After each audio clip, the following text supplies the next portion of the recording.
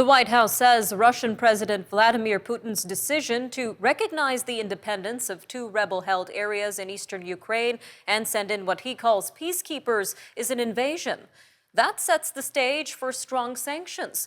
Ukrainian President Volodymyr Zelensky is considering breaking diplomatic ties with Russia, and Kyiv has called its ambassador in Moscow away from the country. But confusion over what exactly is happening in eastern Ukraine is threatening to hobble a Western response. With us today to discuss the developing story is Dr. Balkan Devlen, Senior Fellow and Transatlantic Program Lead at the Macdonald-Laurier Institute. Dr. Devlen, welcome back to Forum Daily. Thanks for having me again. Now, all eyes are on this developing situation in eastern Ukraine, Doctor. And considering that this is a fluid situation, what do we know so far about the most recent updates on what's happening on the ground?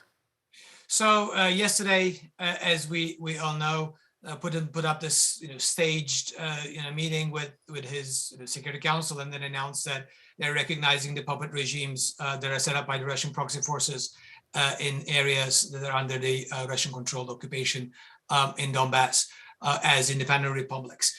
And they announced the so-called peacekeepers, which is basically invasion force, to be moving to those areas. The State Duma, the parliament, Russian parliament, gave the authority to Vladimir Putin to use Russian armed forces to be sent in these places. They not only recognize these so-called republics, but also signed a friendship agreement, which is sort of a euphemism for Russian occupation, legalizing in their perspective the Russian troop presence in the region. How and when they are moving and to where they are moving is still not clear. There's a lot of confusion going on, which is part of the fog of war, which you would expect, confusion and propaganda coming out of Russia in order to put this to confusion to see. And as you pointed out, to prevent a more robust Western response. But so far, what we are seeing is the start of a Russian reinvasion of Ukraine under the pretext of these agreements between these puppet regimes in Russia. Some very concerning developments, Dr. Devlen, but tell us a little bit more about the overall significance of Russia's move to recognize Ukraine's separatist regions. First, it is a very clear violation of international law, a violation of the territorial integrity of Ukraine. It is a violation of UN Charter.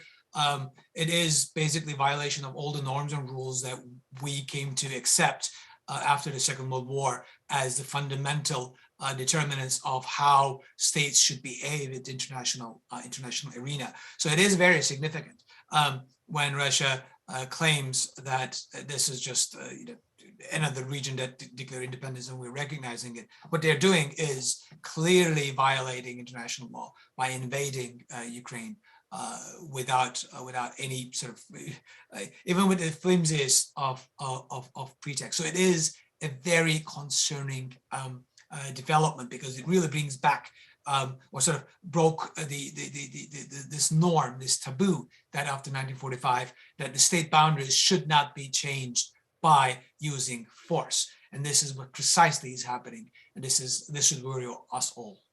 So how have world leaders responded to this, including the US president? Biden had a press conference today announcing a number of sanctions targeting both the Russian elite as well as the banks and financial institutions.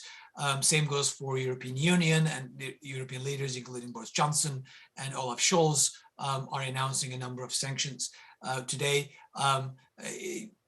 We'll see how far they will go. They all denounced the invasion. One of the most inspiring speeches was given today by the Kenyan representative in UN, basically calling Russia as an imperialist colonial power, highlighting the fact that Kenyan and other Africans know what colonialism is, and they recognize when they see it. So there is a strong reaction coming out.